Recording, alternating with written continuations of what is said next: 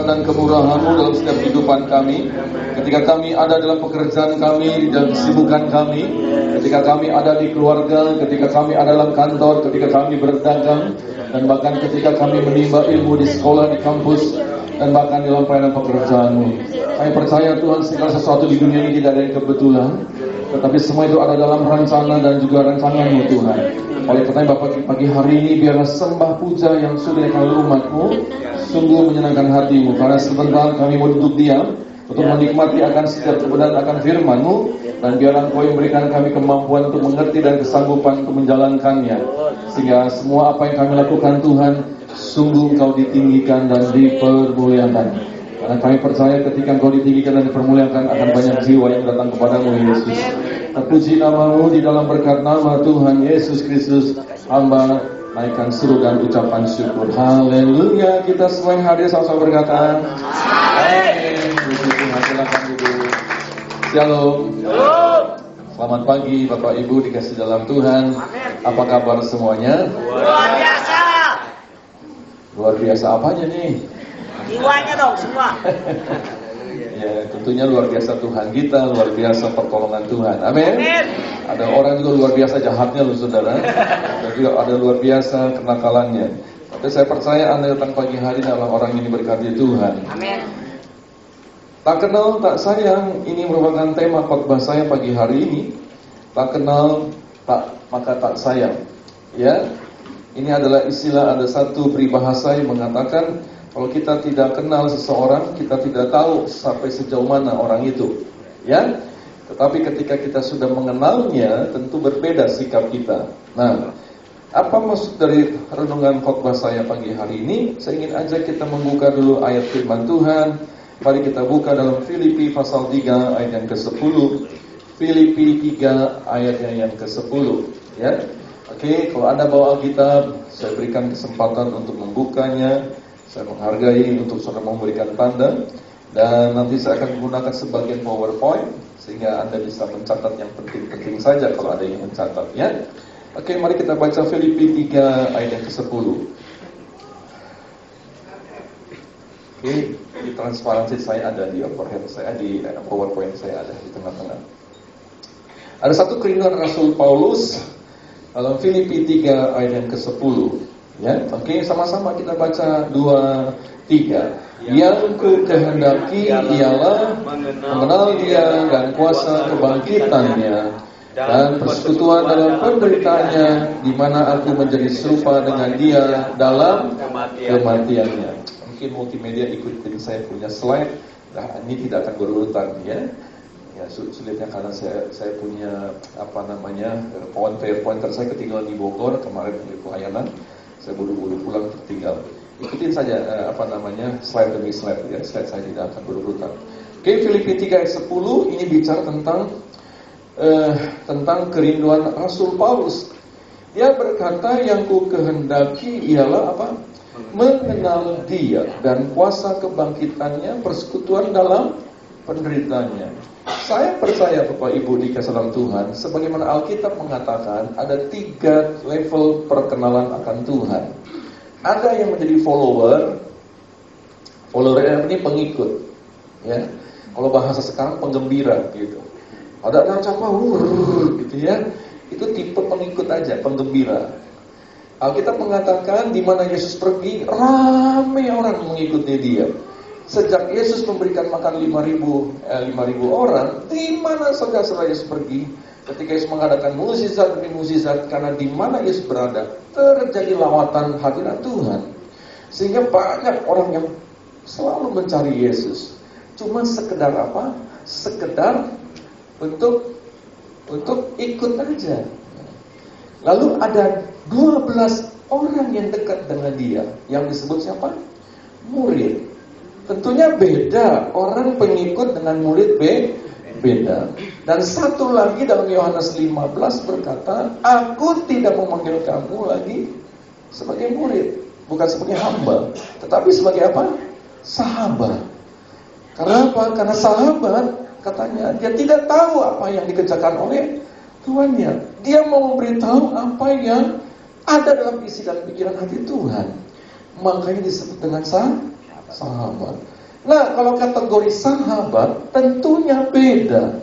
Tentunya beda di dalam pergaulan dan dalam hubungan. Pasti saudara ada perubahan sikap dalam hidup. Betul enggak? Saudara dalam Tuhan, kalau orang hanya sekedar pengembira, itu nggak kenal, nggak ada komunikasi dua arah. Murid ada, saudara. Sudah mulai ada terjadi komunikasi dua arah. Tetapi 12 murid itu pun ada 3 murid yang dekat sama Yesus. Siapa dia? Petrus, Yohanes, Yakobus. Dari 3 orang ini ada 1 orang yang bisa meletakkan kepalanya di dada Yesus. Siapa dia? Yohanes.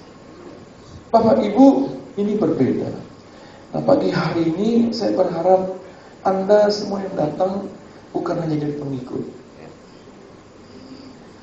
Tidak hanya menjadi pengikut Yesus. Ada amin? Amin. Anda boleh ngerti nggak maksud istilah-istilah ini? Anda bukan hanya jadi penggembira. Oh, saya minggu ke gereja. Kenapa? Karena saya orang Kristen. Jadi kalau datang ke gereja hanya sebagai kewajiban. Kalau udah pulang gereja ngomongnya begini, waduh puji Tuhan, lega hari ini. Kenapa? Udah absensi ke gereja. Saudara, ini pengikut nih. Ini pengikut. Ayo jujur, kalau orang tanya sama Anda, Pak, Bu, ngapain sih ke gereja? Anda bisa jawab nggak dengan tepat? Tolong berikan jawaban, menganggukkan kepala dengan miringkan kepala. Kalau Anda melotot sama saya, Anda nggak suka ditanya sama saya. Saya tanya-tanya begini bukan maksudnya apa? Supaya jemaat ngikutin alur kota sampai terakhir. Ya, saya suka tanya, saya suka mengajak untuk interaksi, bukan apa-apa, bukan untuk mengetes atau bukan apa, supaya ada interaksi. Anda tidak akan tidur di gereja. Ada amin? Kalau orang tanya, Anda bisa jawab, Pak. Anda ngapain di gereja? Bisa begini sama begini doang, saudara, saya ngerti. Kalau udah begini semua, ngapain saya jelasin, saudara?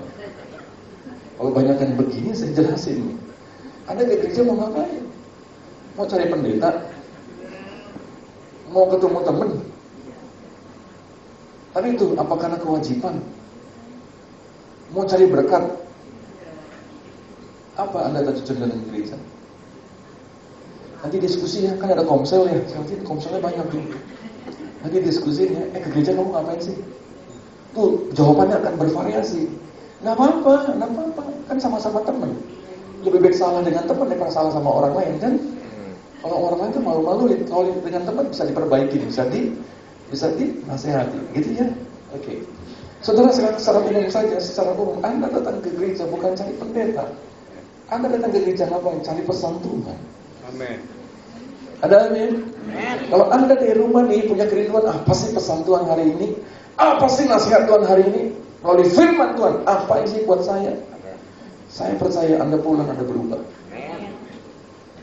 Tapi kalau Anda datang ke gereja mau cari berkat, tanda petik nih, bukan hanya bicara berkat-berkat secara lahiriah, sudah hanya cari berkat saja, saya yakin juga Anda pulang tidak ada perubahan. Kenapa? Karena salah untuk punya satu fokus atau tujuan datang ke gereja. Ada amin? Jadi kalau Anda datang ke gereja nih, Anda tidak akan fokus kepada pendeta. Kenapa? Nggak perlu senior, junior, atau baru. Kenapa? Karena yang penting adalah kita dengar firman Tuhan, dengar pesan Tuhan. Ya, ya. Halo. Nah, dengan demikian, Bapak Ibu dikasih dalam Tuhan, kalau Anda dan saya mengerti prinsip ini, saya ingin masuk ke dalam satu kelas di mana Anda dan saya sekarang menjadi orang yang kenal akan Tuhan dengan sungguh-sungguh. Kekristenan yang sejati diawali dengan pengenalan yang benar akan Tuhan ya. Kenapa seringkali ada terjadi iman yang gugur? Kenapa seringkali terjadi ada orang-orang yang undur dari Tuhan? Simple jawabannya, karena dia mengenal dengan Tuhan dengan baik. Saya minggu lalu ketemu dengan teman saya yang sudah lama tidak ketemu waktu SMA. Kurang lebih ada puluhan tahun, kurang lebih sekitar 30 tahunan gitu ya. Ketemu ketika saya lagi olahraga jalan pagi dengan istri saya ketemu. Dia sebut saya, Wayan apa kabar? Baik, saya ketemu dia. Saya dengar kamu jadi pendeta sekarang. Ya puji Tuhan, panggilan Tuhan. Ngobrol sama dia. Wah, kamu saat di mana? Saya tanya. Oh iya, puji Tuhan. Kamu ke gereja mana? Saya tanya sama dia. Wah, saya sekarang belum ke gereja. Dulu dia bilang waktu SD, SMP, saya sekolah di Katolik, sekolah di Kristen, bilang di Kristen. Sampai SMA kan kamu tahu kan, agama saya kan agama Kristen. Oh iya. Saya baca Alkitab sampai berkali-kali, dia bilang baca Alkitab. Oh iya. Terus finalnya gini lah, saya bilang, sekarang kamu di gereja mana? Itu dia tuh sekarang. Nggak ada gereja. Pindah aliran kepercayaan. Loh, saya tanya Bapak Ibu, loh, tadi kamu bilang kamu baca Alkitab sudah berkali-kali. Toh, akhirnya kamu kok bisa tinggalin yang namanya Tuhan. Saya nggak masuk akal saudara sekalian dalam Tuhan. Saya tidak percaya kalau orang baca Alkitab dan mengerti isi Alkitab dan punya pengenalan Tuhan yang benar, dia mundur dari Tuhan. Saya nggak percaya. Saya tidak percaya. Kecuali dia geger otak. Terjadi penghapusan itu pengenalan akan Tuhan. Iya Pak ya? Iya. Saya bilang sama dia, karena teman lama nih. Sorry ya, kamu baca Alkitab hanya just baca, nggak ngerti isinya. Saya kalau nggak ngerti isi Alkitab, saya tidak akan bertahan dalam pelayanan. Saya kalau nggak ada pengenalan akan Tuhan yang benar, saya tidak akan bertahan jadi pendeta, jadi gembala, jadi hamba Tuhan. Jujur Bapak Ibu saudara Tuhan, Anda keluar di tempat ini akan banyak pengajaran yang membuat Anda bingung. Iya Pak ya? Sekarang bagaimana dengan LGBT? Laki-laki ganteng berkendaraan Toyota, itu LGBT. Itu promosi kendaraan. Saya berharap Anda ngerti ya, LGBT itu bersalah dengan firman Tuhan. Saya beritahu itu jelas bertentangan dengan firman Tuhan. Ini bukan bicara human rights, bukan bicara soal hak asasi manusia. Ini bicara soal penyimpangan di dalam kehidupan, di dalam seksual. Ini harus jelas ditentang. Tentunya kita tidak memusuhi. Kita harus merangkul. Kita harus merangkul pribadi ini. Tetapi kita tidak setuju, tidak kompromi dengan perbuatannya. Ada amin? Itu sikapnya. Kenapa Bapak Ibu saudara Tuhan? Karena saya percaya ada satu filosofi mengatakan kekristenan yang sukses adalah kehidupan yang menyerupai Allah. Ada amin? Kekristenan yang sukses itu bukan hanya bicara soal berlimpah materi. Ada orang menjadi orang Kristen mengejar materi. Ada jadi orang Kristen yang mengejar sesuatu yang menjadi berkat jasmani. Sehingga dia ketika sukses, dia mengalami kelimpahan dalam harta, mengalami kelimpahan dalam berkat jasmani. Orang mengatakan, ini orang Kristen sukses. Saya katakan belum.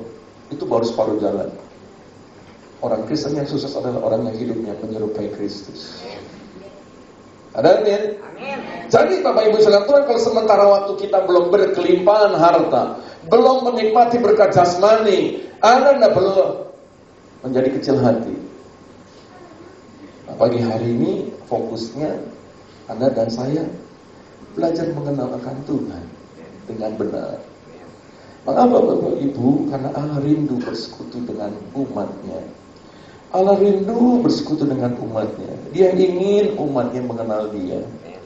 Bapak Ibu dikasih dalam Tuhan, Anda ingat ketika manusia jatuh dalam dosa, seperti Adam dan Hawa, ketika dia harus tinggalkan Taman Eden. Dia harus tinggalkan Taman Eden. Dia pergi jauh. Anda tahu kemudian peristiwanya ya. Saya cepatkan saja. Sampai kepada peristiwa di bangsa Israel di Mesir. Harus pergi ke tanah perjanjian. Itu siapa punya planning? Siapa punya rencana? Tuhan. Karena Tuhan mendengar seruan doa bangsa Israel yang mengalami namanya tawanan, menjadi budak di kota Mesir. Sehingga akhirnya Musa dipanggil untuk membawa bangsa Israel keluar dari Mesir. Saya singkatkan saja Bapak Ibu ya. Ketika mereka keluar dalam perjalanan, Allah suruh apa? Suruh Musa bikin kemah tabernakel. Ya, saya percaya Pak Bu Nadi sudah mengajarkan tentang kedewasaan rohani dalam perjalanan gitu ya. Saya hanya ambil mengutipnya begini. Di tengah perjalanan tiba-tiba Tuhan suruh Musa bikin apa? tabernakel. Suruh bikin apa? Kemah. Anda tahu ada halaman, ada ruangan kudus, ada ruangan maha kudus. Setahun sekali imam besar harus masuk ke ruangan maha kudus. Dan saya percaya saudara, ketika tabernakel didirikan, 12 suku bangsa Israel mengelilingi tabernakel. Dan ketika mereka melihat ada Shekinah glory, wow, mereka lihat ada asap putih. Mereka tahu Allah hadir di tengah ruangan maha kudus. Dan sebentar imam besar akan keluar dari tabernakel, dia akan menyampaikan pesan Tuhan. Tapi di satu sisi Bapak Ibu, bangsa Israel melihat kehadiran Tuhan di tabernakel Musa, tapi dosa tetap jalan. Memberontak nggak kurang-kurang, bersungut-sungut jalan terus. Ya deh, ada ngerti maksudnya ya? Jadi poinnya apa Bapak Ibu? Tuhan dalam tabernakel Musa itu Tuhan mau dekat dengan umatnya. Dia mau memperkenalkan diri kepada umatnya. Tapi sayang umat Tuhan itu tidak mau peduli. Sayang sekali, seolah-olah Tuhan tidak pernah menyatakan diri kepadanya. Saudara-saudara Tuhan, saya berharap Anda mengerti maksud saya pagi hari ini. Tuhan mau memperkenalkan dirinya kepada kita semua. Ada amin? Saudara, seringkali kita terjebak dengan rutinitas hidup kita. Kita terjebak dengan hal-hal yang membuat kita tidak ada waktu untuk mengenal Tuhan. Melalui firman-Nya, melalui perenungan waktu saat teduh kita, bahkan di dalam pelayanan pekerjaan Tuhan untuk melayani Tuhan. Dengan kata-kata kita sibuk. Seolah-olah masalah kita lebih penting daripada pengenalan Tuhan. Saya seringkali mengatakan begini Bapak Ibu.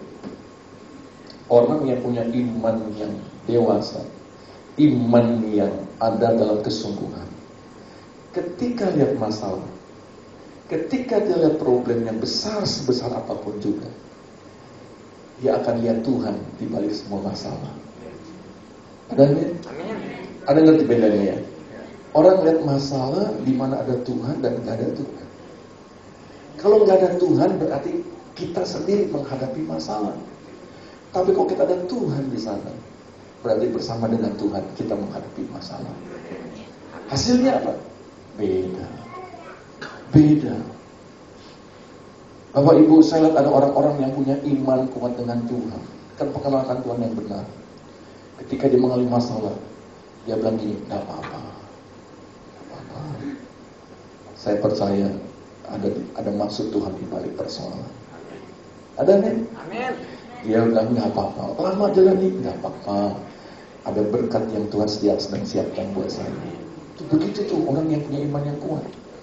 Tapi kalau orang yang punya imannya bantut, tapi bantut ya. Iman bonsai yang gede-gede. Kalau ada masalah, lari dari masalah. Nyalahin orang. Tidak percaya akan firman-Nya. Dia cari dengan caranya sendiri. Akhirnya dia menghalalkan segala perkara untuk menyelesaikan masalahnya. Itu bedanya orang yang tidak kenal Tuhan. Bapak Ibu dikasih dalam Tuhan, jadi jelas manusia sekarang tidak lagi peduli akan penciptanya. Manusia menganggap kehidupan yang lebih penting. Ada istilah like father, like son, like mother, like daughter ya. Itu lihat. Ada saudara pernah dengar istilah itu? Like father, like son, like mother, like daughter. Maksudnya apa? Kalau ada orang tua yang dekat sama anak itu pasti gayanya seperti orang tuanya. Betul nggak? Setuju nggak Bapak Ibu? Saya punya anak 3, hampir sebagian besar mengatakan yang ini mirip papanya, yang ini mirip mamanya. Saya bilang mending lah daripada mirip tetangga saya. Betul tuh? Saya mesti bangga, saya mesti terima kasih. Walaupun dia ngomong itu bercanda, dia ngomong apapun juga, I don't care, saya nggak mau pusing. Ketika dia ngomong statement, ini kayak papanya ya, anak kamu yang nomor 1. Ini kayak mamanya ya, ini nomor ini. Saya biarin aja, yang penting sama saya, sama istri saya. Betul nggak? Kadang-kadang kalau ditelepon, orang ke rumah saya telepon, ini ngangkat anak saya, halo ini Pak Wahyu apa kabar? Ini bukan Pak Wahyu, ini anaknya. Oh sama suaranya, dia bilang begitu. Ya paham, namanya anak saya tuh ya. Kenapa? Like father, like son. Jadi masih mendingan kan? Yang celakanya. Mari kita baca satu ayat lagi coba. Yuk kita baca. 1 Korintus 1 ayat yang ke-9. 1 Korintus 1 ayat yang ke-9. Yuk kita baca sama-sama. 1 Korintus 1 ayat 9. Mari kita baca 2, 3. Allah yang memanggil kamu kepada persekutuan dengan anaknya Yesus Kristus, Tuhan kita adalah setia. God is faithful. Ya, Tuhan bukan punya kesetiaan, tapi apa? Tuhan itu setia. Anda ngerti nggak? God sama dengan setia. Jadi Tuhan itu setia. Kalau Anda, saya manusia nih, kita punya kesetiaan. Makanya ketika lagi berkelahi, ketika lagi ada masalah, hilang tuh kesetiaan. Betul nggak? Dengan segala macam alasannya. Manusia yang paling pintar bikin alasan. Iya baik. Cuman jemaat di sini yang nggak pintar bikin alasan. Di jemaat saudara pintar bikin alasan saudara. Saudara dalam Tuhan bicara soal kesetiaan. Kita lihat tentang kesetiaan Tuhan kepada kehidupan manusia. Mari kita baca 2 Tesalonika ayat yang ketiga. 2 Tesalonika 3 ayat yang ketiga. Saya berikan ayat-ayat ini pada pagi hari. Kita banyak buka ayat dengan maksud Anda ini bisa mengerti dengan benar tentang apa isi Alkitab yang menjelaskan tentang keberadaan Allah. 2 Tesalonika 3 kita baca, tetapi Tuhan adalah setia. Dalam hal apa? Ia akan menguatkan hatimu dan memelihara kamu terhadap yang jahat. Tuhan itu bagaimana? Setia. Dia akan menguatkan hati dan memelihara kita dalam setiap segala masalah yang jahat. Kita baca satu ayat lagi, 1 Korintus 10 ayat 13. 1 Korintus 10 ayat yang ke-13. Ayo kita baca sama-sama. 1 Korintus 10 ayat 13. Pencobaan yang kamu alami ialah pencobaan biasa, yang tidak melebihi kekuatan manusia. Sebab Allah setia, dan karena itu Ia tidak akan membiarkan kamu dicobai melampaui kekuatanmu. Pada waktu kamu dicobai, Ia akan memberikan kepadamu jalan keluar, sehingga kamu dapat menanggungnya. Allah kita setia, betul? Amin. Di dalam hal apa? Dia memelihara dan menguatkan hati. Saya teringat nih kesaksian ya. Kalau saya bicara tentang kesaksian tentang pemeliharaan Tuhan, tentang penguatan hati itu banyak sekali. Ya, saya percaya Anda juga banyak kesaksian. Tapi saya mau ambil contoh apa yang saya alami. Kira-kira 2 minggu yang lalu, mobil saya tiba-tiba AC-nya nggak dingin. Bukan nggak panas, nggak dingin saudara. Waduh, kalau naik mobil sekarang kalau nggak pakai AC kan ribet juga ya. Sesabar-sabar apapun juga, kalau macet ngeri juga, panas sudah. Yang kedua, kalau buka jendela, sekarang banyak kejahatan. Jadi orang pakai AC bukan semata-mata untuk dingin aja, tapi juga untuk supaya lebih aman. Orang ingin berbuat sesuatu lebih sulit. Ya. Lalu ketika itu saya punya bengkel yang langganan yang sejak dulu sekali ya. Sudah cukup lama, sudah belasan tahun. Karena orangnya jujur. Maksudnya jujur mati kata, kalau yang rusak dia bilang rusak, kalau enggak dia bilang enggak gitu ya. Yang perlu diganti, kalau enggak. Dia cari jalan keluar gitu. Karena dia juga seorang anak Tuhan. Lalu saya datang ke dia datang kenapa? Ini nih saya bilang, tiba-tiba udah dingin nih. Dia cari sampai saya bilang, waduh, dia bilang, ini magnetnya rusak nih, dia bilang, magnetnya. Kalau Anda pernah servis AC tahu, magnetnya yang menghidupkan kondensator, kompresor mati. Waduh, rusak dia bilang. Jadi gimana? Ya ganti, dia bilang nggak bisa. Saya bilang nggak bisa diservis, bongkar gitu, nggak bisa, paten. Itu bawaan pabrik, paten.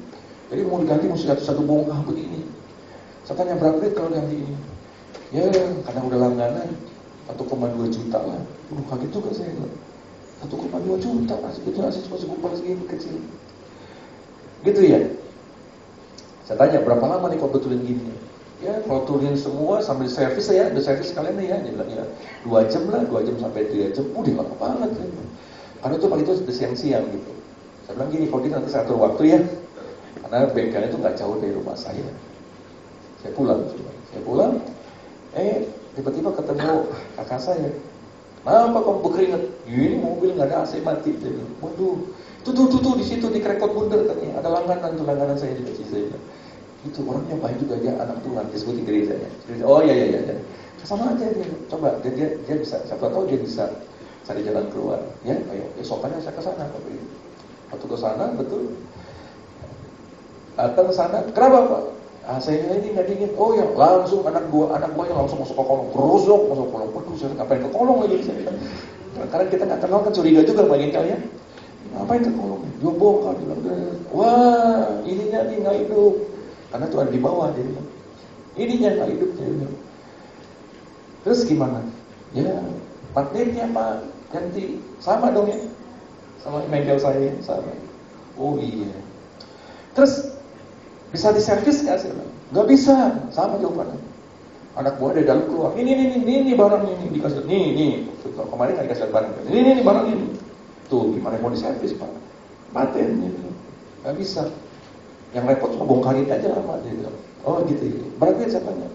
Ya sama pelanggan baru nggak mahal 1,4 juta. Waduh, yang sama 1,2, yang ini 1,4. Ini teman lama, saudara Hopeng. Ini teman baru.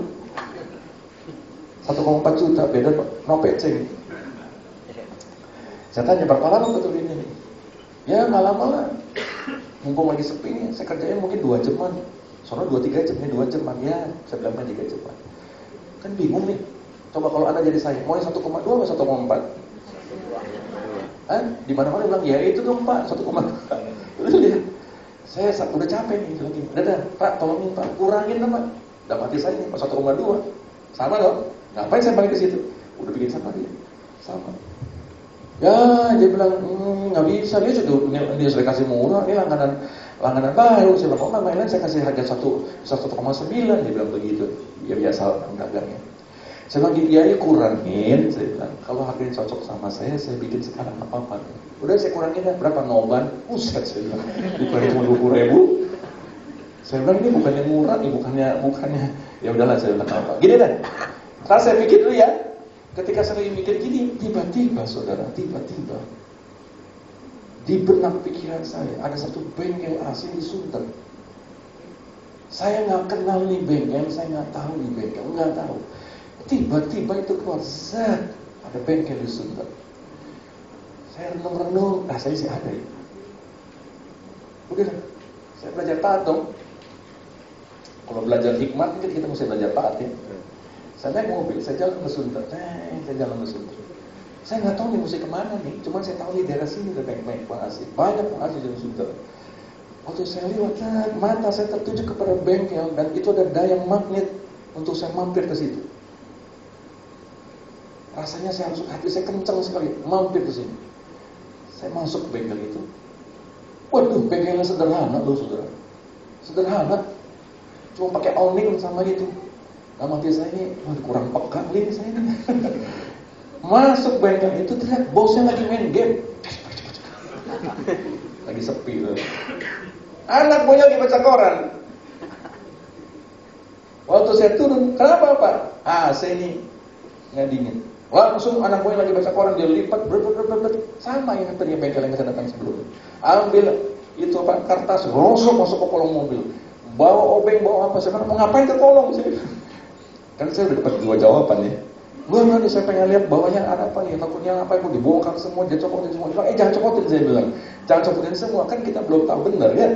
Belum deal barangnya. Enggak apa-apa, saya mau cek dulu Pak. Dia bongkar. Terus temannya keluar naik kerja. Jadi kolom kedua, terus jalan ke atas temannya. Dia buka kap mobil saya. Dia bongkar apa? Dia bongkar sekring. Waduh, bukan sekring, ngapain lagi saya bilang. Saya mau cek sekringnya Pak, ada yang putusnya. Enggak ada yang putus, saya bilang sekringnya bener kok. Enggak, dia buka di sini. Diterek sama temannya, bagus sekringnya. Terus temannya bilang, ambil tes meter, dia bilang. Ya tes meter gitu. Terus temannya bilang, coba cek relay-nya. Dia cabut relay. Wah Pak, putus relay-nya. Ada aja nih saya bilang dia. Ada aja di sebelah bengkel ini, bengkel nggak kenali. Ada aja tambah penyakit. Kan saya udah ngerti, yang rusak apa? Dia masuk ke dalam. Ya keluar, saya boleh itu. Dia colok, coba Pak hidupin Pak. Saudara bisa tek. Hidup AC-nya loh saudara. AC-nya hidup. Dingin seperti mula. Oh ya udah Pak. Apa relaynya? Berarti 100.000 aja. Puji Tuhan saudara. 1,4, 1,2 jatuh-jatuhnya berapa? Itu kalau saya nggak pertolongan Tuhan, kialat nih saudara hari itu saudara. Iya nih. Anda mengatakan ya itu kebetulan Pak. Kalau saya bilang kebetulan, saya banyak sekali mengalami yang namanya pertolongan Tuhan. Ketika kita memang nggak ada lagi kekuatan untuk mencari jalan keluar. Ada amin? Kenapa? Allah kita setia. Jadi orang Kristen yang setia ya. Cuman aminnya nggak meyakinkan. Jadi orang setia ya? Amin. Enggak. Jadi orang setia ya? Amin. Masih kenceng dong aminnya saudara. Amin. Begitu saudara. Ya. Jadi saudara. Yang udah menikah setia ya? Amin. Kok yang belum menikah yang bilang amin? Yang udah menikah mana nih? Kalau udah menikah setia ya? Amin. Sama pasangannya ya? Amin. Setia sampai maut memisahkan. Amin. 1 cukup, 2 kurang. Kita yang ketiga kita lihat atribut Allah. Yang ketiga, mari kita lihat dalam Yesaya 6 ayat yang ketiga. Yesaya 6 ayat yang ketiga. Bapak Ibu di dalam Tuhan, saya berharap selama Anda memperhatikan firman Tuhan ini, Anda belajar apakah Anda sudah memiliki karakter Allah ini. Yesaya pasal 6 ayat yang ketiga, sama-sama kita baca. 2, 3. Dan mereka berseru seorang kepada seorang, katanya, Kudus, kudus, kuduslah Tuhan semesta alam, seluruh bumi penuh kemuliaannya. Allah kita, Allah kudus. God is holy. Allah kita apa? Bapak Ibu dalam Tuhan dengan baik-baik. Iblis bisa bikin mujizat. Ya. Ya enggak? Ya. Halo? Ya. Iblis bisa bikin mujizat enggak? Bisa. Orang patah tulang cuma dikasih minyak, diurut-urut, nyambung tuh tulang. Apa iya Pak? Iya. Di mana tempatnya Pak? Jangan tanya saya nggak kasih tahu. Iya, ada tempatnya. Suatu hari anak saya kalian jatuh naik motor karena diburu-buru mau kerja. Dia telepon saya, dia ada di daerah lapangan Banteng. Dia bisa tolong saya kenapa? Dia jatuh, ada buru-buru, ada oli, tangannya patah di sini. Ya, kalau kaki-kakinya besok biasa kecil aja. Terus saya bawa ke dokter di Ronsen. Pertama-tama saya bawa ke Sensei. Kan biasa gitu ya. Nah, pertama-tama ini bikin kesleo kali ini jadi. Saya bawa ke Sensei. Sensei pengen, waduh saya nggak berani, ini patah kelihatannya jadi bilang. Kalau saya urut tambah parah jadi bilang. Ini ada lecetnya juga, ada robek. Ya. Terus saya bawa ke dokter tulang suruh ronsen. Di ronsen, bener Pak patah. Terus saya tanya gimana? Dia bilang ya ini mesti dioperasi. Waduh, operasi, ini mesti dioperasi. Dioperasi dia bilang, sambung lagi. Gitu ya, nggak ada jalan lain. Ya, nggak bisa dia bilang lama.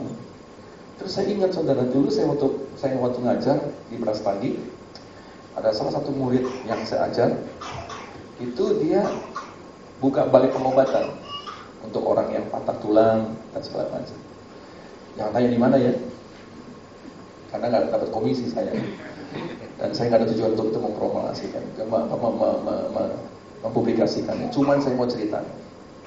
Lalu saya ingat dia pernah tinggal nomor telepon saya, Pak Pendeta, kalau nanti ada jemaat yang butuh pertolongan, ini nomor telepon saya, nanti saya bantu Pak. Oh iya. Saya ingat, dia ada nih, saya cari, saya telepon dia. Oh iya Pak, ada Pak, saya tunggu Pak Pendeta datang ya. Ini orang Batak saudara. Saya datang bersama. Ramai loh saudara. Ini itu paling pengobatan orang-orang yang patah tulang khususnya. Waktu saya datang, ada seorang bapak-bapak, ini bongkolnya lepas nih.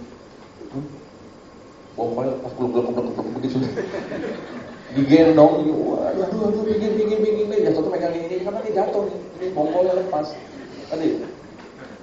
Udah nggak dengerin, saya kata, ngeri banget saya bilang, kenapa Pak?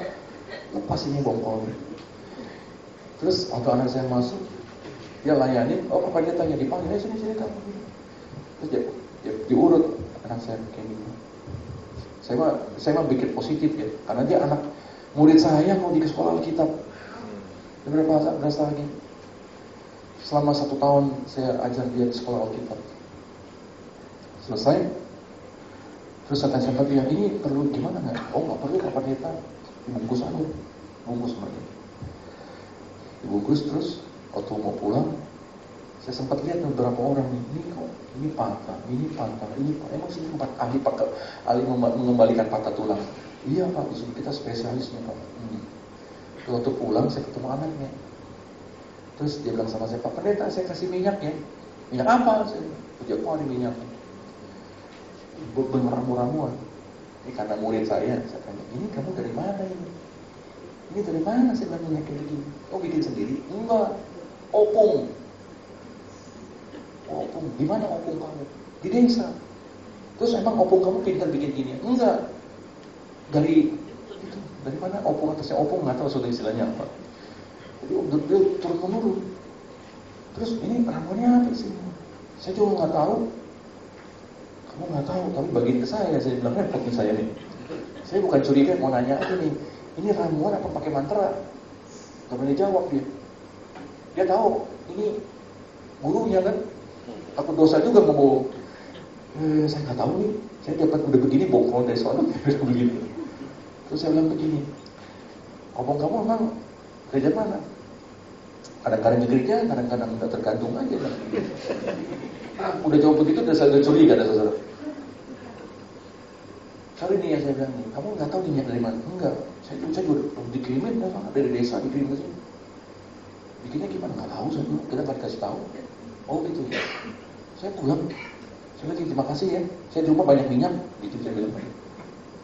Saya pulang. Jadi di situ dia buka, nggak ada apa-apain. Itu orang yang bongkolnya lepas, bisa diem, bisa apa? Terhendak gitu ya. Ayo saya mau tanya saudara, orang sekolah kedokteran 6 tahun untuk tulang, betulinnya bisa sebulan 2 bulan. Itu hitungan jam bisa berhenti tuh orang. Kalau bukan kuasa-kuasa dari yang lain, gimana itu caranya? Yang nanya sama saya, alamatnya di mana? Saya nggak kasih tahu loh saudara. Saya bilang sama murid saya ini, kamu bisa nginjilin, kamu yang opung, kasih tahu. Emang sih benar sih banyak orang yang butuh, tapi kan juga jangan begitu dong. Kita orang Kristen kan ya. Saudara, iblis bisa bikin mujizat nggak? Bisa. Iblis bisa bikin jadi orang kaya nggak? Bisa. Bisa nggak? Bisa. Iblis bisa bikin orang jadi kaya nggak? Bisa. Bisa. Kalau nggak orang nggak ke gunung kali, nggak berenang di air dingin, nggak datang ke gunung, nggak datang ke kuburan. Kong, besok mau dagang nih. Tolong Kong ya, langganan datang. Gimana manggil langganan engkong, saudara? Engkongnya udah nggak tahu kemana. Kan orang masih begitu kan? Ke kuburan ngomong, ini cucu besok buka toko nih. Engkong bantu ya, bantu ngapain? Kalau dia jawab iya, besok Kong datang, pusing saudara. Karena orang masih punya satu sugesti. Orang-orang di atas kita yang sudah meninggal masih bisa bantu tuh. Iya enggak? Saya waktu ponakan saya datang dari Amerika, datang semua diajak temannya. Sama tante saya datang ke kuburan papa mama saya. Waktu mau pulang, Om pulang Om, diketok-ketok itu bisa. Saya bilang kamu ketok-ketok tadi bangun loh, saya bilang. Ketok-ketok, Om pulang Om. Bentar lagi, gimana saudara? Setia lo kamu di sini saya bilang. Ketok-ketok di lisan diketok-ketok. Ada yang begitu saudara? Nggak ada ya. Di luar sana banyak yang diketok-ketok. Ya pulang ya. Usuk-usuk, ini ya tidur sih baik-baik ya. Terus usuknya. Kalau dia nggak baik-baik dia pindah gimana saudara? Orang masih percaya dengan gitu kan. Orang Kristen. Kenapa? Karena mereka lihat bahwa iblis bisa lakukan sesuatu yang mirip dengan Tuhan. Saya beritahu cuma satu yang iblis nggak bisa lakukan, yaitu apa? Mengajarkan umat manusia hidup kudus. Nggak bisa. Iblis tidak bisa ngajarin umat manusia hidup kudus. Cuma Tuhan. Amin. Yesus yang mengajarkan bahwa kita harus hidup kudus. Amin. Ada amin? Amin. Makanya saudara, hari ini belajar jadi orang Kristen yang kudus ya. Susah Pak. Ya memang iya, masuk surga memang susah kok. Kalau gampang ngapain kita ngumpul di setiap minggu? Betul nggak?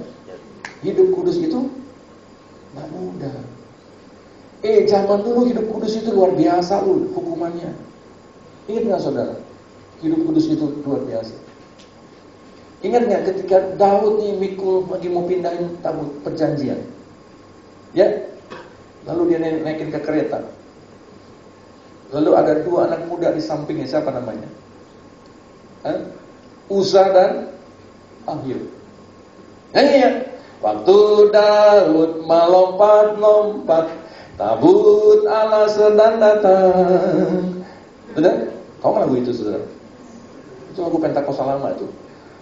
Nyanyi lagu tentang Daud memindahkan tabut perjanjian. Tiba-tiba kan itu ke keretanya nginjak batu, lalu oleng mau jatuh. Siapa yang megang? Siapa yang megang? Ini jemaat baca Alkitab masih ya? Siapa yang megang?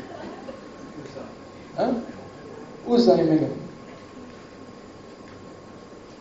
Mati Uza. Gara-gara megang tabut perjanjian mau jatuh. Mati. Waduh, Daud kaget tuh saudara. Salah apa nih Uza? Dia merasa bahwa sesuatu yang dikerjakan sudah benar. Mati. Tabut perjanjian gak bisa sembarangan diperlakukan. Dia harus dipikul. Orang yang mikul harus kudus. Enggak bisa sembarangan. Anda tahu ketika zamannya Imam Eli mempersembahkan korban bakaran. Zaman perjanjian lama kalau mempersembahkan korban bakaran itu apinya nggak bisa sembarangan api. Dari mana apinya? Dari sorga. Ingat nggak Nabi Elia bertanding dengan 500 Nabi Baal? Betul nggak? Nah, orang Nabi Baal itu teriak-teriak, dia nggak kebakar-bakar tuh korban bakarnya. Elia tampil. Apa dikerjakan oleh Elia? Ambil air, dituang tuh air. Korban bakar dikasih air. Nabi Baal kan gedeng nih, Nabi ini masa mau korban bakaran dikasih air, mestinya kasih minyak dong, dikasih air. Kemudian Eli mengucap syukur. Kebakar tuh. Iya dah. Kebakar korban bakarannya. Kenapa? Karena api surga itu nggak pernah ada yang bisa halangi. Lalu satu hari anak Imam Eli, Nadab dan Abihu, nggak nunggu-nunggu nggak nyala-nyala nih api. Ada yang bawa korek apinya. Ada yang kasih ini. Dia bakar tuh. Ketika dia bakar, api dari sorga bukan yang berkorban bakaran. Yang bersiapa? Ada api. Mati. Saudara, kekudusan itu nggak main-main sama kita yang lama. Dalam perjanjian baru gimana? Sama. Lagi kebaktian. Hari ini harinya Tuhan. Giliran khotbah, Petrus khotbah, tiba-tiba masuk tuh. Siapa? Ananias kan? Ngapain? Telat datang kebaktian. Kemana kamu? Baru datang. Maaf, Pak Pendeta. Baru jual tanah. Rupanya dia main properti, jual tanah. Ini ada persembahan nih, mau kasih korban persembahan. Ya, hasil dagang ada persepuluhan dan campur ada sedikit lebih dikit kan? Coba saya mau tanya, kalau orang ada datang sekarang begitu, senang nggak saudara? Ada orang yang jual sesuatu ingat Tuhan, bawa persembahan. Dan saya percaya minggu depan ada pengumuman, terima kasih untuk bapak atau ibu ini yang tersumbangkan sekian miliar untuk pekerjaan Tuhan. Kami berdoa biar Tuhan memberkati lebih lagi kepada sekedar apa yang sudah diberikan.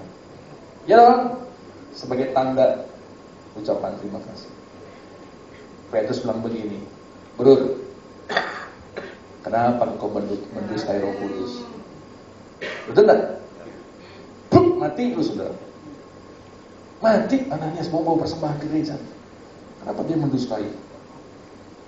Yang angkat.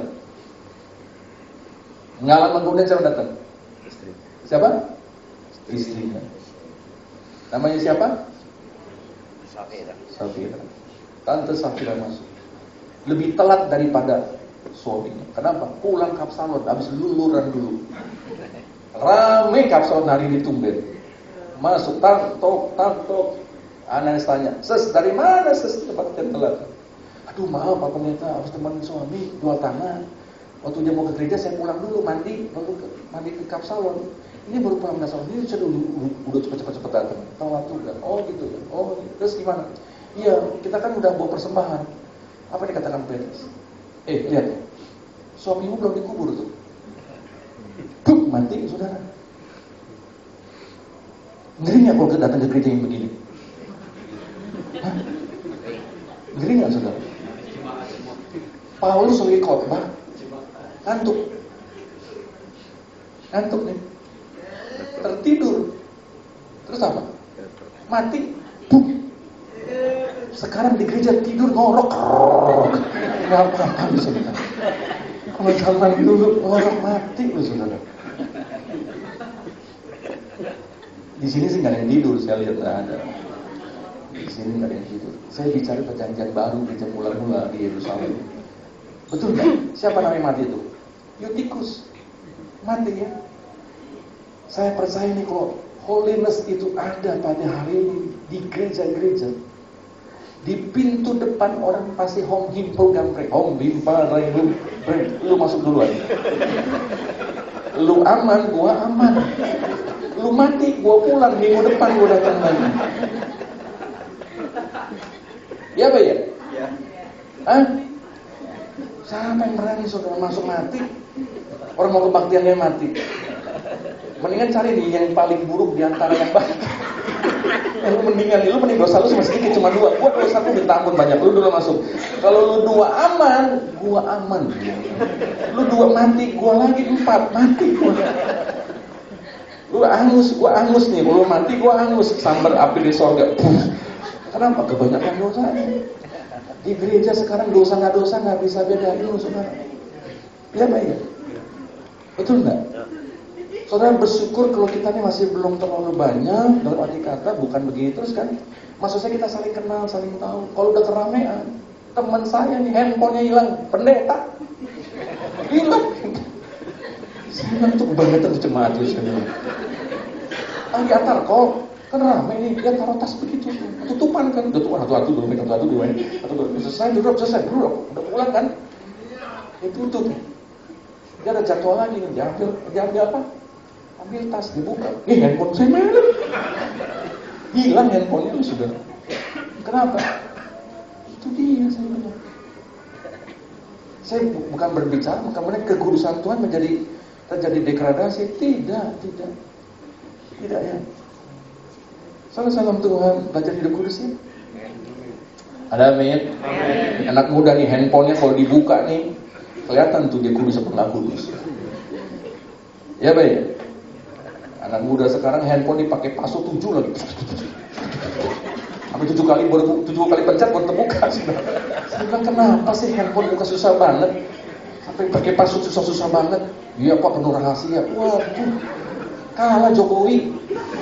Jokowi asisten yang pegang. Ya Ahok apa asisten yang pegang? Iya. Ini saya tahu pasti nih. Enggak suzon nih, enggak jahat-jahatin pikiran negatif. Ya mesti buka aja. Isi suami. Kalau suami punya paspor tanya, "Pak, isinya apa sih, Pak?" Ya, Pak ya. Saya percaya suami sini enggak ada ya. Enggak ada yang mau bukainnya. Yang keempat, ayo cepat saja. Yang keempat, Allah kita itu punya sifat Allah kita panjang sabar. 1 Petrus 3 ayat yang ke-20. Ayo kita baca. 1 Petrus 3 ayat yang ke-20. Mari kita baca sama-sama. 1 Petrus 3 ayat yang ke-20. Demikian bunyi firman Tuhan, yaitu kepada roh-roh mereka yang dahulu pada waktu Nuh tidak taat kepada Allah, ketika Allah tetap menanti dengan sabar waktu Nuh mempersiapkan baterainya, di mana hanya sedikit saja, yaitu apa? Yang 8 orang yang diselamatkan oleh bah itu. 1 Petrus 3 ayat 10 menggambarkan tentang Allah kita itu panjang sabar. Allah kita apa? Sabar. Kalau Anda dan saya cuman sabar. Kalau Allah kita panjang sabar. Itu Allah kita. Kalau kita sabar. Makanya suka enggak? Sabar. Kalau Allah kita tuh panjang sampai ke apa? Enggak tahu, sampai panjang. Tapi ada batasnya juga. Sabar. Gitu ya. Itu sifat Allah kita. Coba kita baca ayat 1 ayat lagi yuk. Ayo kita baca ayatnya lagi. Roma pasal 2 ayat yang keempat. Roma 2 ayat yang keempat. Kita lihat bagaimana sifat Allah yang keempat. Allah kita itu panjang sabar. Roma 2 ayat yang keempat. Mari kita baca sama-sama dengan suara yang keras. Kalau sudah ketemu. Demikian bunyi firman Tuhan. Maukah engkau menganggap sepi kekayaan kemurahannya, kesabarannya dan kelapangan hatinya? Tidakkah kau tahu bahwa maksud kemurahan Allah ialah menuntun engkau kepada pertobatan?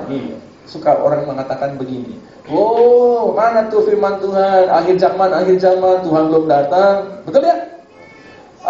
Gua mah waktu gua masih kecil kalau udah suka di gereja ngomongnya akhir zaman ya Tuhan mau datang. Buktinya sampai hari Tuhan datang. Ada orang mengatakan gini, katanya itu kalau gini dosa dihukum Tuhan di orang gua sampai hari ini hidup dalam dosa nggak apa-apa. Saudara, bedain nggak apa-apa sama belum apa-apa. Kalau kita sampai hari ini Tuhan masih izinkan kita dalam keadaan keberatan kita seperti ini, bukan berarti Allah setuju dengan perbuatan salah kita, tapi itu karena kemurahan dan kepanjangan sabaran Tuhan. Ada amin? Manusia aja kadang-kadang masih suka kasih batasan. Hati-hati ya. Saya kasih kamu 3 kali. Itu sekali, 2 kali, 3 kali. Masih ada batasannya ya. Kalau sampai hari ini ada orang yang berbuat jahat, sampai hari ini ada orang yang berbuat dosa, hukuman belum diturunkan Tuhan, bukan berarti Allah setuju dengan perbuatannya, dan bukan Allah tidak peduli, tapi itu karena kemurahan Tuhan. Ini ayat ini. Maukah kau menganggap sepi kekayaan kemurahannya, kesabarannya, kelapangan hatinya? Tidakkah kau tahu bahwa maksud kemurahan Allah yang menuntut engkau kepada pertobatan? Saudara, jangan main-main dengan kepanjang sabaran Tuhan. Amin. Ya baik. Ada 2 kota dihabis Tuhan. Ini yang pertama Sodom dan Gomora. Betul ya? Allah jengkel lihat Sodom dan Gomora. Di situ perbuatan semburit memburit. Sodomi di situ terjadi. LGBT di situ asal muasalnya itu. Laki-laki, perempuan meninggalkan kehidupan yang sepatutnya untuk menjalankan kehidupannya ketika mereka dalam hubungan suami istri. Mereka melakukan sodom, semburit-memburit dalam bahasa Alkitab. Yang kedua, Niniwe disapu sama Tuhan. Tuhan ada murkanya loh, ada batasannya. Jadi kalau sampai hari ini Tuhan masih belum berlakukan itu buat kita mengatakan Tuhan terima kasih. Ini karena kepanjang sabaran-Mu Tuhan. Betul ya? Kalau Tuhan model PLN bonyok kita loh saudara. Betul nggak? Kalau Anda punya rumah pakai PLN bukan yang pakai token, nggak bayar sebulan kasih denda, 2 bulan tambah denda, 3 bulan peringatan, 4 bulan datang dicopot loh saudara, sekring. Betul nggak? Dilepas semuanya, Anda harus mendaftar baru sebagai pelanggan baru. Tuhan untung nggak kayak PLN, disegel saudara. Kenapa? Lagi segel Tuhan. Akhirnya bisa menjadi orang yang malang. Yang terakhir. Jemaat ini sudah panjang sabar? Oke, yang katakan amin sudah hampir saudara ya. Yang belum katakan amin itu masih jauh banget. Yang kelima, yang terakhir, Keluaran 34 ayat yang ke-6. Keluaran 34 ayat yang ke-6. Mari kita baca sama-sama Keluaran 34 ayat yang ke-6. Berjalanlah Tuhan lewat dari depannya dan berseru, Tuhan, Tuhan, Allah penyayang dan pengasih, panjang sabar, berlimpah kasihnya dan setianya. Sudah 4 hal yang saya sampaikan dari atas tentang karakter Tuhan, atribut Tuhan. Supaya Anda dan saya sebagai Rasul Paulus rindu untuk pengenalan akan Tuhan. Dan Rasul Paulus yang orangnya dulu belum kenal Tuhan, sadis sekali, kejam sekali. Dia kejar orang Kristen, dia bunuh, dia rajam. Salah satu diaken Stefanus mati di hadapan Saulus.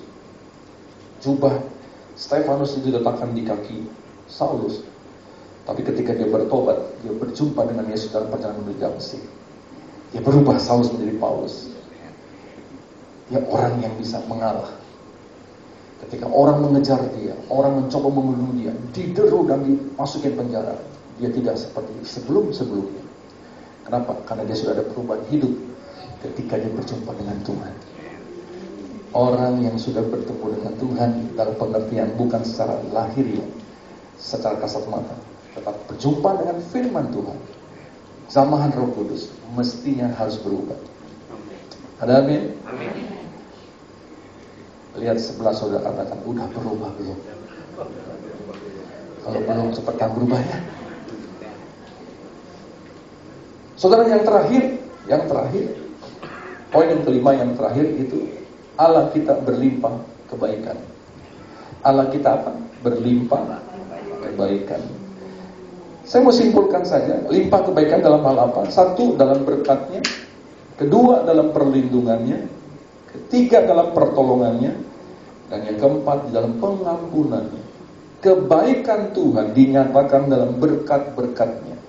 Siapa yang datang pagi hari ini belum pernah terima berkat Tuhan? Siapa yang datang pagi hari ini sudah pernah dapat berkat Tuhan? Dan siapa yang datang pagi hari ini lupa bawa tangan, ketinggalan di kamarnya? Yang kedua, berkat Tuhan, kelimpahan kebaikan melalui perlindungannya. Yang ketiga, melalui pertolongannya. Yang keempat, melalui pengampunan. Saya berdoa, Anda pulang, ada praktek. Ada amin? Amin. Yang pertama apa? Adil. Hah? Adil. Gimana pulang mau prakteknya? Ingat sudah. Allah kita adil. Jadi orang Kristen adil ya? Amin. Halo? Amin. Jangan suka curang ya? Kalau dagang punya timbangan yang benar ya? Kalau untung bilang untung ya? Pedagang gimana hari ini? Ramai nggak? Ya, itian lah. Udah itian tuh gocap persen tuh ada untungnya. Gimana hari ini? Puji Tuhan, lumayan. Kalau lumayan tuh gede tuh saudara.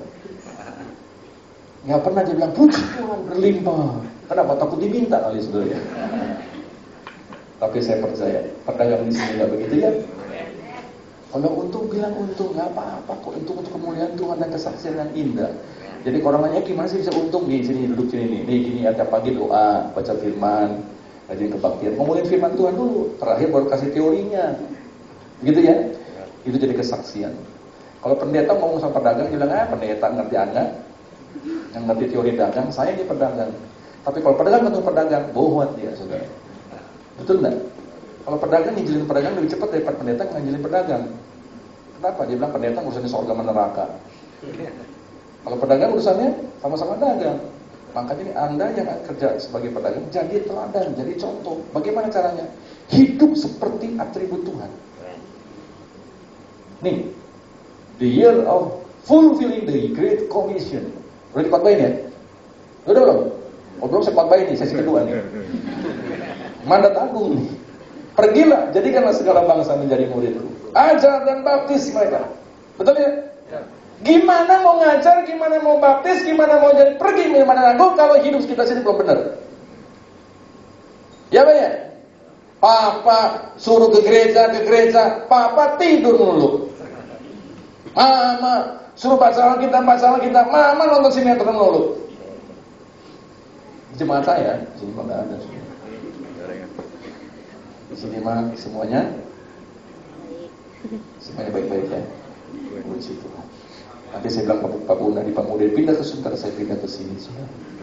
Jemaat baik-baik ini sudah nampak. Ayat yang terakhir, Efesus 4:17. Yuk pemain musik maju ke depan. Efesus 4:17.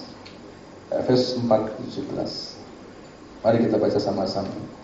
Efesus 4:17. Demikian bunyi firman Tuhan. Sebab itu kukatakan dan kutegaskan ini kepadamu di dalam Tuhan. Apa saudara? Jangan hidup lagi sama seperti orang-orang yang tidak mengenal Allah dengan pikirannya yang sia-sia. Tuhan memberkati kita semuanya. Haleluya. Mari saudara kita bangkit berdiri. Haleluya. Belum pernah ada kasih di dunia sanggup menerima diri. Beliau yang doain ini.